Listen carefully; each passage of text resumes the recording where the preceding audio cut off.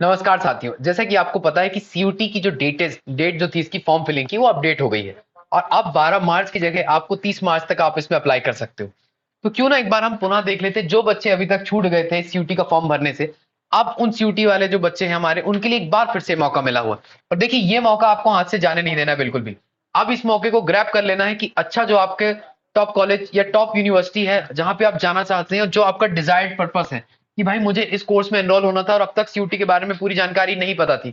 तो आइए एक बार हम पुनः इसको पूरी जानकारी एक बार देख लेते हैं, क्या क्या इसमें होता है, क्या होता है सीयूटी, सीयूटी कैसे वर्क करता है, कैसे एग्जाम होते हैं, क्या पैटर्न होता है, आपको फॉर्म कहां से फिल करना है और किस तरह से जो छोटी छोटी बारीकियां बच्चों के मन में जो प्रश्न आ रहे हैं, आप सभी के मन में जो छोटे छोटे प्रश्न है, उन सभी का उत्तर हम पहले इस वीडियो में देने का प्रयास करते हैं।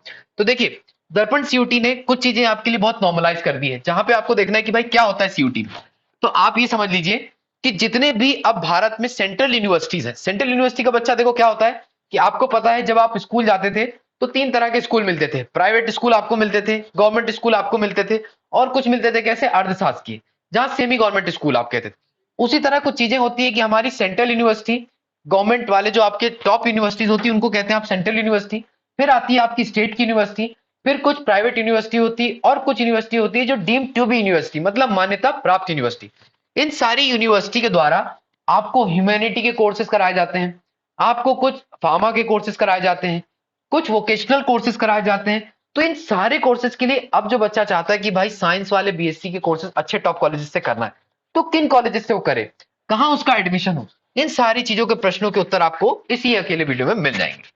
तो देखिए, सीयूटी आप समझ गए कि सीयूटी के थ्रू आपको जो टॉप यूनिवर्सिटी है मध्य प्रदेश की, सॉरी भारत की, और आपके मध्य प्रदेश की यूनिवर्सिटी या आपका कोई राज्य है उत्तर प्रदेश, वहां की कोई यूनिवर्सिटी है, या आपके जो अन्य क्षेत्र में यूनिवर्सिटी है, उन सभी वहां की यूनिवर्सिटीज को इसमें समाहित किया गया है।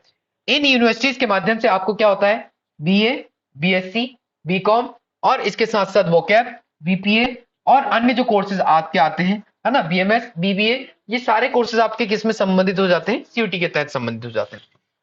तो अब आपको ये एग्जाम इसलिए देना है क्योंकि आपको कॉलेज में एडमिशन सीयूटी के माध्यम से मिलेगा। फिर अब बात करते हैं कॉलेज, इसके जो टॉप कॉलेजेस है वो कौन कौन से। सीयूटी के तहत जब आप एडमिशन लोगे तो आपके लिए टॉप कॉलेज मिल जाएंगे दिल्ली यूनिवर्सिटी। दिल्ली यूनिवर्सिटी के लगभग सारे कोर्सेज जो हैं अब सीयूटी के तहत आपके आ गए हैं। फिर आपका आता है बीएचयू, बनारस हिंदू यूनिवर्सिटी। फिर अलीगढ़ मुस्लिम यूनिवर्सिटी, जवाहरलाल नेहरू यूनिवर्सिटी, आपका जो आता है डॉक्टर हरि सिंह गौर यूनिवर्सिटी, बरकतुल्ला यूनिवर्सिटी, देवी अहिल्याबाई जो विश्वविद्यालय, ये रीजनल यूनिवर्सिटीज है जो आपको मिल जाती है देखने के लिए। इसके साथ ही साथ अगर आप देखोगे तो हर स्टेट में आपके कुछ सेंट्रल यूनिवर्सिटीज होती है। मैंने आपको एक एग्जांपल दिया कि ये सारे क्या होते हैं, यूनिवर्सिटी होते हैं। अब इन यूनिवर्सिटी के एफिलिएटेड कॉलेजेस होते हैं।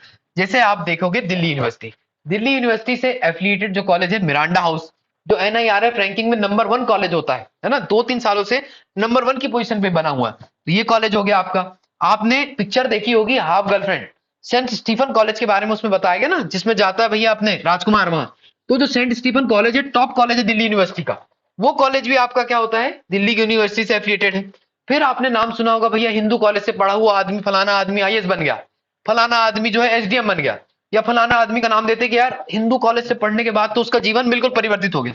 तो ये सब जो बड़े बड़े कॉलेजेस हैं ये आपके आते हैं किसमें, दिल्ली यूनिवर्सिटी में। फिर हम बात करते हैं कि बीएचयू, देखिए बनारस हिंदू यूनिवर्सिटी जो आपको पता है महामना मदन मोहन मालवीय जी के द्वारा ये यूनिवर्सिटी बनाई गई। इस यूनिवर्सिटी के द्वारा आप टॉप कॉलेजेस कर सकते हैं भाई, टॉप कोर्सेज कर सकते हैं, और बहुत नॉमिनल फीस में यहाँ पे क्या होता है, आपका एडमिशन हो जाता है।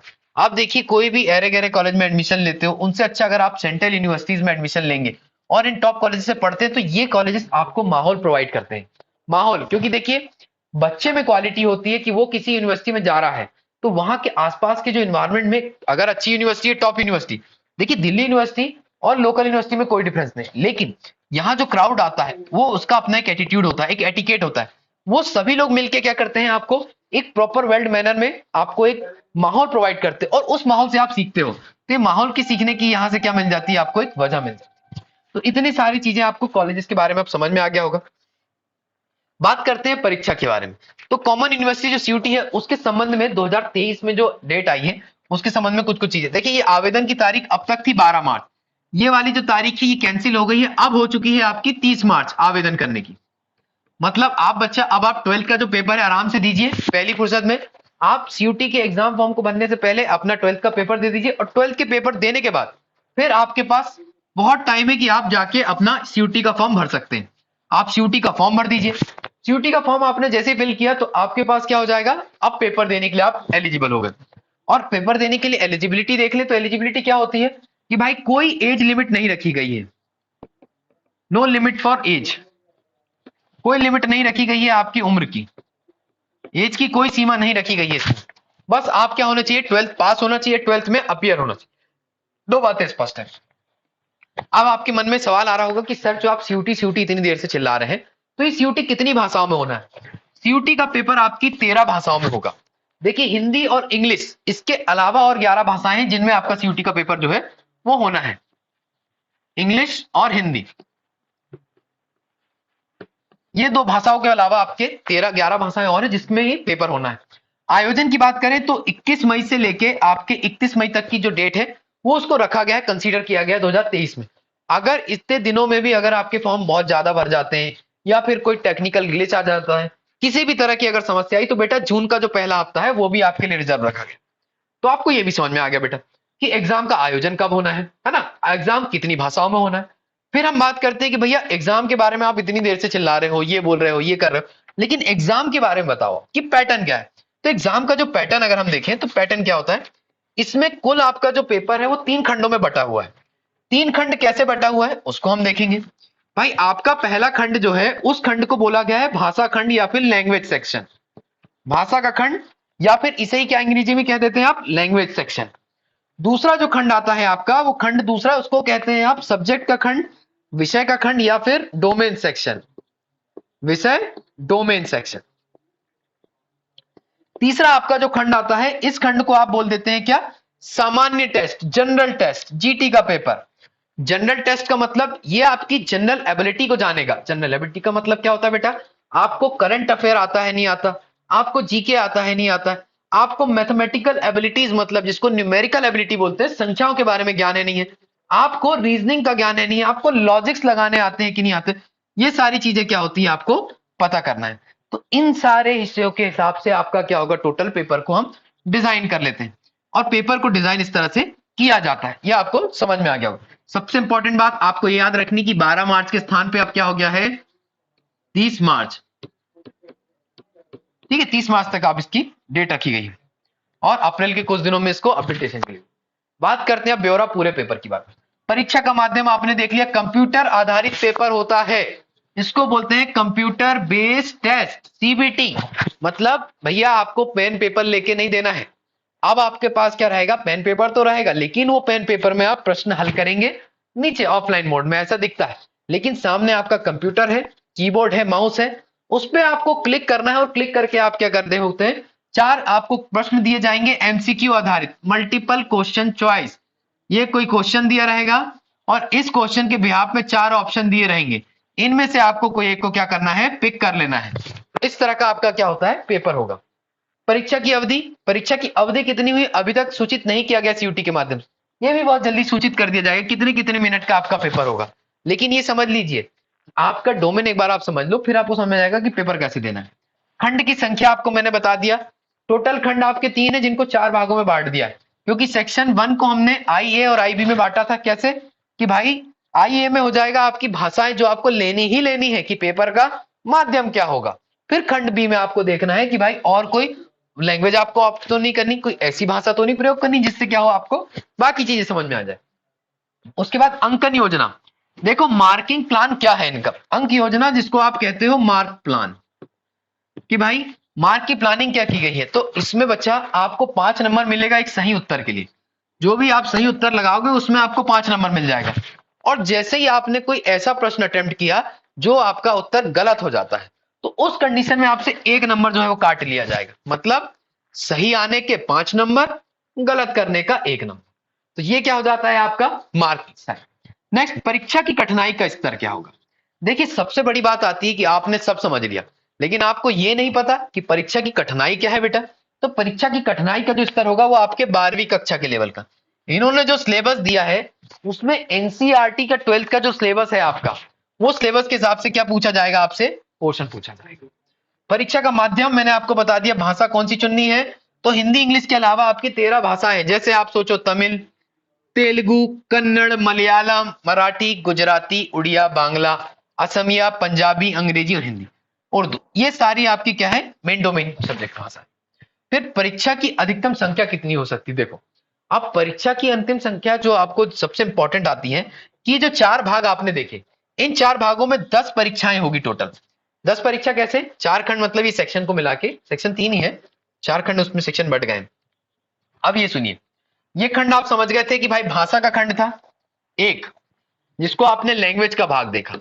सेकंड आपका क्या था? डोमेन, या फिर जिसको आपने बोला कि विषय कौन सा है। तीसरा आपने देखा कि जनरल टेस्ट, सामान्य परीक्षा कौन सी है। तो हर यूनिवर्सिटी में एटलीस्ट आपको भाषा और डोमेन टेस्ट, ये दो तो कंपलसरी है ही बेटा कि आपको लेना है। फिर डोमेन की बात करना है कि डोमेन क्या होता है। 13 भाषाएं मैं आपको बता चुका हूं, हिंदी, इंग्लिश, उर्दू के अलावा और अन्य भाषाएं। फिर वीर भाषाएं जो आपकी वो कौन सी दी जाती है कि भाई और किसी सब्जेक्ट में किसी बच्चे को बीए करना है इन भाषाओं में, वो यहां मिल जाएगा। इनसे प्रश्न कितने पूछे जाएंगे? तो भाई 50 नंबर या 50 प्रश्न यहां पूछे जाएंगे। 50 क्वेश्चन रहेंगे, जिसमें से कि आपको केवल 40 क्वेश्चन करने, मतलब आपको पूरे 50 क्वेश्चन नहीं करने हैं, 40 क्वेश्चन करने, 10 क्वेश्चन आप छोड़ सकते हो बेटा। ये भी बात समझ में आ जाएगी। अब अवधि कितनी है? तो अवधि आपको सूचित की जाएगी बहुत जल्दी। अवधि उन्होंने अभी नहीं बताई, पहले वो प्लान कर रहे हैं कितनी देर का सेक्शन होगा, कितना डोमेन होगा, उस हिसाब से बता दें। खंड सेकंड में बात करते हैं तो 27 डोमेन है। देखिए 27 डोमेन का मतलब विषय है। जैसे आपका 12th में कोई बच्चा बीएससी वाला था, उसके सब्जेक्ट क्या थे? सॉरी, मैथ्स वाला बच्चा, उसका सब्जेक्ट था कि भाई मैथ्स, फिजिक्स, केमिस्ट्री, हिंदी और इंग्लिश, ये 5 सब्जेक्ट होते थे। कॉमर्स वाला बच्चा इकोनॉमी, है ना, अकाउंटेंसी, बुक कीपिंग और इसको मिला के और कुछ सब्जेक्ट होते थे, वो आप देख सकते हो अपना अपना। बीए में आप देखते हो हिस्ट्री, पॉलिटी, ज्योग्राफी, ये सारे सब्जेक्ट होते हैं। तो उसी तरह के जो सब्जेक्ट आपके हैं यही डोमेन है। मतलब फिजिक्स आपका एक डोमेन है, केमिस्ट्री आपका एक डोमेन है, इकोनॉमी एक डोमेन है आपका, हिस्ट्री जो है वो एक डोमेन है, पॉलिटी आपका एक डोमेन है। ये जितने भी आप सब्जेक्ट इसमें पढ़ते हो बेटा, ये सारे के सारे क्या है? ये डोमेन है। इसमें क्या होगा? 45 से 50 क्वेश्चन आपसे पूछे जाएंगे। अब देखो किसमें 45 पूछे जाएंगे, किसमें 50 पूछे जाएंगे, ये अभी निर्भर करता है कि किन किन सब्जेक्ट में। इनमें से अगर आपसे 45 क्वेश्चन पूछा गया तो आपको 35 क्वेश्चन के उत्तर देने हैं। अगर आपसे 50 क्वेश्चन पूछे गए तो आपको 40 क्वेश्चन।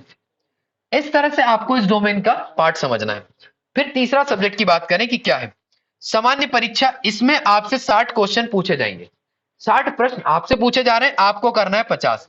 मतलब हर पेपर में 10-10 क्वेश्चन का आपको क्या मिल रहा है? एक्सटेंशन मिल रहा है कि भाई 10 क्वेश्चन आप छोड़ भी सकते हैं। देखिए इसमें अब क्या हो जाएगा, परीक्षा केंद्र, और परीक्षा केंद्र के बाद आपको ये पता है कि भाई कितनी इसमें फीस लगने वाली है।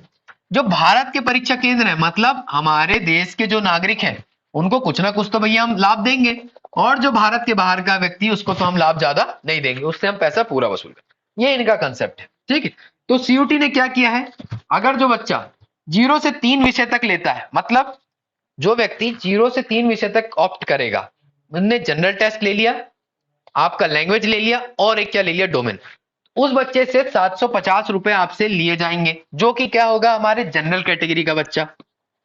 फिर बात करेंगे भैया ओबीसी और ईडब्ल्यूएस का बच्चा। ओबीसी और ईडब्ल्यूएस का जो बच्चा है उससे 700 रुपए लिया जाएगा। फिर बात करते हैं एससी एसटी पीडब्ल्यूडी से, तो उससे 650। एससी एसटी और आपका क्या हो जाता है? पर्सन विथ डिसेबिलिटी, है ना, दिव्यांगजन, इनसे आप भैया 650 रुपए लेंगे। और भारत के बाहर का जो बच्चा होगा वो 3750 रुपए यहाँ पे पे कर। 7 विषय तक की हम बात करें, 1500 रुपए जनरल का बच्चा, 1400 रुपए आपसे कौन लेगा? ओबीसी का बच्चा, और 1300 रुपए आपसे लेगा कौन? एससी एसटी पीडब्ल्यूडी का बच्चा, और आपका 7500 रुपए जो विदेशी व्यक्ति है। 10 विषय तक अगर डोमेन आप 10 सब्जेक्ट लेते हैं तो आपको 1750 रुपए देने होंगे, जो जनरल वाला बच्चा है। ओबीसी के बच्चे को 1550, और एससी एसटी को मतलब 1550, 1650 आपको ईडब्ल्यूएस ओबीसी को, और 11,000 आपके विदेशी बच्चे को देना पड़ेगा। तो इतने सारे बच्चे जो है ना, वो अपना अलग अलग दे सकते हैं कि भाई 3 सब्जेक्ट तक लोगे तो इतना पैसा, 7 सब्जेक्ट तक लोगे तो इतना पैसा, और 10 सब्जेक्ट तक लोगे तो इतना पैसा। ये सब्जेक्ट का मतलब क्या हुआ कि जितने आपके डोमेन वाला पार्ट, आपके लैंग्वेज वाला पार्ट और आपका जीटी वाला पार्ट, ये तीनों को मिला के आपने जितने सब्जेक्ट का क्लब किया है, जितने सब्जेक्ट का जोड़ा बनाया है ना, जितना आपने कॉम्बिनेशन बनाया है, उसके आधार पे आपसे क्या कर रहा है? एनटीए एसयूटी पैसा ले रहा है। ये आपकी फीस हो जाए। फिर बात करते हैं भैया इसकी पात्रता का मानदंड क्या होगा, मतलब आप किस लिए पात्र हो, कितने पात्र हो, ये सारी चीजें। सबसे ज्यादा बच्चा इसमें कंफ्यूज हो जाता है कि सर मैं किस लेवल पे पास होऊंगा अगर मेरा 12th चल रहा है। देखो 12th आपका अपियरिंग है या 12th आप पास आउट हो चुके हैं, ड्रॉप आउट बच्चे हैं, तो दोनों ही कंडीशन में आप इस पेपर को देने के लिए भैया अवेलेबल हो, एलिजिबल हो। हालांकि उम्मीदवार को विश्वविद्यालय संस्थान, मतलब जो इंस्टीट्यूट होगा, जो विश्वविद्यालय होगा, यूनिवर्सिटी होगी, संगठन का अगर कोई आयु मानदंड है, भैया उनने कोई आयु मानदंड रखा हुआ है कि यार नहीं हमें तो बीए प्रोग्राम में 21 साल से ज्यादा की उम्र का बच्चा नहीं चाहिए, तो उसमें सीयूटी या एनटीए की कोई जवाबदारी नहीं, क्योंकि उनने अपना प्लान डिजाइन किया हुआ है, उसको करना है। तो यदि कोई हो तो पूरा करने की आवश्यकता होगी जिसमें वे प्रवेश लेना चाहते हैं। आपको क्या करना है भाई, कॉलेज में कितनी डिमांड मांग रहा है, कॉलेज क्या चाह रहा है, ये दोनों चीजें आपको यहाँ पे देखनी पड़ेगी। नेक्स्ट अब हम बात कर लेते हैं सीयूटी 2023 परीक्षा का पैटर्न क्या है। तो इस परीक्षा का पैटर्न की अगर हम बात करें तो कुछ चीजें यहाँ पे दी गई है। सबसे पहले भाषा आपने देखा था, 13 भाषाएं चुन लो, खंड बा में से 20 भाषाएं दी, उसमें से कोई एक भाषा चुन लो, है ना। इसमें क्या किया जाता है, प्रश्न का प्रकार कैसा होगा, रीडिंग कॉम्प्रिहेंशन, मतलब अपठित गद्यांश जैसे जो चीजें वो इसमें आपसे पूछी जाएगी। विभिन्न प्रकार के गद्यांशों के आधार पर तथ्यात्मक आपसे, मतलब जो तथ्य होते हैं ना आपके, तथ्यात्मक, साहित्यिक मतलब लिटरेचर, और कथात्मक मतलब आपके कहानी करते हैं ना आप लोग जो स्टोरी राइटिंग, इन सभी के बिहाफ में आपसे लैंग्वेज में क्वेश्चन पूछे जाएंगे। फिर हम बात करें डोमेन। डोमेन मैंने आपको बताया कि भाई जो 27 डोमेन है, हर डोमेन का अपना एक पाठ्यक्रम है, जो पाठ्यक्रम आपको कहां मिलेगा, एनसीईआरटी के 12th का पाठ्यक्रम पर आधारित, और सारा का सारा पेपर आपका एमसीक्यू बेस्ड होगा। एमसीक्यू मतलब मल्टीपल चॉइस क्वेश्चंस, उसमें से एक क्वेश्चन आपको आंसर एक पुट करना है। फिर बात करेंगे जनरल टेस्ट। भैया जनरल टेस्ट क्या है, तो जनरल टेस्ट में मैंने आपको बताया कि कक्षा 8वीं तक की पढ़ाई के जो बुनियादी आपकी गणित आती है, कक्षा 8 याद रखिए, कक्षा 8, कक्षा 8 में आप क्या सीख गए थे, जोड़ घटाना सीख गए थे। टॉप लेवल में क्या करने लगे थे भैया, आपको मतलब क्षेत्रमिति आ गई थी, आपको गणित आ गई थी, है ना, जिसमें आपने लाभ हानि, आयु से संबंधित प्रश्न पूछ लिए, टंकी कितनी देर में भरेगी, कितना खाली होगा, घन घनाभ के क्षेत्रफल, वर्ग वर्गमूल पर आधारित क्षेत्रफल, क्रमचय, संचय, ये जो सारी चीजें ये आपसे इसमें पूछी जाती है। आपसे पूछ लिया जाएगा भैया कि एक त्रिभुज है, इस त्रिभुज में और अंदर दो त्रिभुज है, इस त्रिभुजों के आधार पर अलग अलग बनाएंगे तो कितने त्रिभुज बन सकते हैं। ऐसे जो क्वेश्चन होते हैं ये सारे क्वेश्चन आपसे इसमें पूछे जाते हैं। इसके साथ ही साथ आपसे पूछा जाएगा कि भैया जो जीके वाला पोर्शन, उसमें हिस्ट्री, पॉलिटी, ज्योग्राफी, इकोनॉमी सब पूछा जाएगा। आपसे पूछ लिया हिस्ट्री में कि भैया बताओ अलाउद्दीन खिलजी कौन था, अकबर कौन था, है ना। इसके साथ साथ पॉलिटी में पूछ लिया कि भैया हमारे यहाँ का झंडा है उसको हमने कब अडॉप्ट किया, कब हमारा संविधान लागू हुआ। इकोनॉमी की बात कर लें, आपसे पूछ लिया जाएगा भैया जीडीपी देश की क्या है, जीडीपी का रेशो क्या होता है, जीडीपी अभी क्या चल रही है ना। इस तरह के प्रश्न आपसे पूछ लिया। आपसे पूछ लिया कि भाई कोई योजना आई है इकोनॉमी के तहत, वो क्या चल रही है ना। किसान सम्मान निधि के संबंध में पूछ लिया। ज्योग्राफी में पूछ लिया कि भाई बता दो, चलो कि आपने पूछा कि दिल्ली को कैपिटल कब बनाया गया, कौन से अधिनियम से बनाया गया, वो दोनों तीनों चीजें इसमें आ जाती है। ज्योग्राफी में पूछ लिया कि भाई सबसे ऊंची चोटी कौन सी है भारत की अपने, है ना। तो ये सब चीजें आपकी यहाँ पे पढ़ने को मिलेगा आपको। तो इतने पार्ट में भैया आपका जो होता है वो सिंपल सा सीयूईटी आसान भाषा में आपकी खुद की लैंग्वेज में समझ में आ गया होगा आपको कि क्या पैटर्न होता है, क्या उम्र का उसमें। अब टेस्ट का मोड एक बार और बता देता हूं कि आपका कंप्यूटर बेस्ड मोड होगा।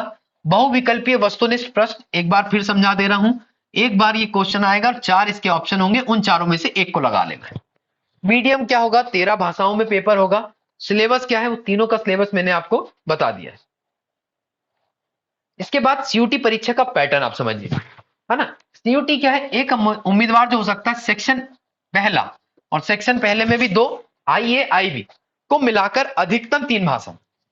याद रखिएगा जिन बच्चों को कॉम्बिनेशन बनाने में दिक्कत जा रही है उनके लिए सबसे आसान पका पकाया दे रहा हूं ये मैं, है ना, कि 3 भाषाएं जो है इसका चयन कर सकते हो बेटे आप। सबसे ज्यादा सेक्शन 1 में मैक्सिमम लैंग्वेजेस 3 हो सकती है, और चुनी गई तीसरी भाषा एक डोमेन विशेष की जगह पर चुनी जा सकती है। मतलब आपने कोई 2 भाषा तो चुननी है, आपने हिंदी चुन लिए, इंग्लिश चुन लिए जो हिंदी बेल्ट के बच्चे हैं, ठीक है, हिंदी और इंग्लिश आपने चुन लिए। तीसरी भाषा आपको आपने सोचा कि सर मुझे क्या है जेएनयू से करना है लेकिन पर्शियन लैंग्वेज में मुझे बीए करना है। अब बीए आपको जेएनयू में पर्शियन लैंग्वेज में करना है या फिर आपको फ्रेंच में करना है, तो फ्रेंच को आप ऐसे विषय के रूप में चुन सकते हैं। जिन बच्चे का सीबीएसई होता है उसमें फ्रेंच भी एक भाषा पढ़ते हैं, है ना, उनकी अगर भाषा वहां ऑप्ट की गई उनके द्वारा, तो वो इसके आधार पे अपनी एक भाषा को डोमेन के हिसाब से पढ़ लेंगे। फिर खंड सेकंड में क्या होगा, उम्मीदवार को 27 उपलब्ध विकल्पों में से अधिकतम जो विकल्प है उसकी संख्या है 6, मतलब 6 विषय का ये क्या कर सकता है भैया, चयन कर सकता है। आपको दिए तो 27 है, लेकिन 6 विषय आप मैक्सिमम चुन सकते हो, है ना। और ये चुनना कौन से है अपने को, कि भाई जो सब्जेक्ट हम लेना चाहते हैं, जिसमें एडमिशन लेना चाहते हैं, उससे रिलेवेंट क्या है, उसे ही हमें क्या करना है, चुनना है।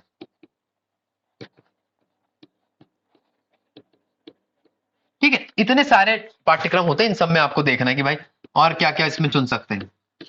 उसके बाद खंड 3 में बात करें तो जनरल टेस्ट आपका खंड 3 होता है। एक उम्मीदवार निम्नलिखित तरीके से 10 परीक्षाएं दे सकता है। देखिए, जो उम्मीदवार की सबसे ज्यादा परीक्षा देने की जो कैपेसिटी रखी गई है वो 10। ऐसे कैसे समझ में आया, जनरल टेस्ट का एक पेपर, 3 लैंग्वेज, तो ये कितने हो गए, 4, और 6 आपके डोमेन हो गए, मतलब कुल मिला के बेटा 10। 10 टेस्ट आप दे सकते हो। अब 10 में से कॉम्बिनेशन आपको बनाना है कि भैया जैसे किसी बच्चे को हरि सिंह गौर यूनिवर्सिटी में एडमिशन लेना है बीए में, तो बीए में एडमिशन लेने के लिए वो क्या करेगा, हिंदी इंग्लिश भाषाओं को चुन लिया, 2 यहां से हो गए सेक्शन 1।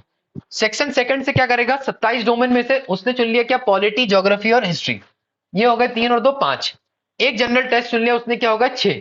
कोई और एक डोमेन उसका मन किया कि यार मेरे को ना फिजिकल एजुकेशन चुन लेनी है, कुछ और चुनना है, वो वहां पे कितनी हो गए आपके 7। तो 7 सब्जेक्ट का ये कॉम्बिनेशन यहाँ पे बन जाएगा। ठीक, अब एक उम्मीदवार निम्नलिखित में से 10 तरीके, देखो भाई ये 10 मैक्सिमम दे सकता है, लेकिन अपने ऊपर डिपेंड करता है कि हमें किस डोमेन में जाना है, कौन सा सब्जेक्ट लेना है, तो उस सब्जेक्ट से रिलेवेंट हमें सिर्फ इतने ही डोमेन को सेलेक्ट करना, इतने ही सब्जेक्ट को लेना है।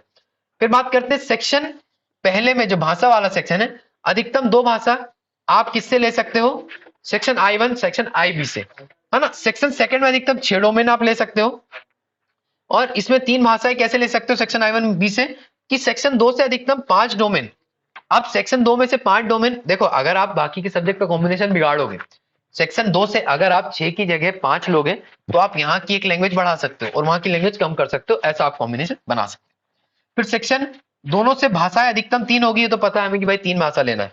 सेक्शन 2 में अधिकतम 6 विषय लेना है, और सेक्शन 3 एक जनरल टेस्ट है जिसको आपको चुनना ही चुनना है। तो इतनी आपकी बात होती है। अपनी इच्छित विश्वविद्यालय की आवश्यकताओं को ध्यान में रखना होगा कि हमारा जो विश्वविद्यालय क्या चाह रहा है। जैसे दिल्ली यूनिवर्सिटी ने बोला कि 12th में जो आपके डोमेन है वही आपके सीयूटी में डोमेन होना चाहिए, उसके बिहाफ में ही आपको क्या होगा, एडमिशन मिलेगा। तो भैया ये आपके कॉलेज की चॉइस है, उसके हिसाब से आप क्या कर सकते हो, देख सकते हो। तो आई होप आपको ये सब समझ में आया होगा। Thank you so much and join CUET दर्पण।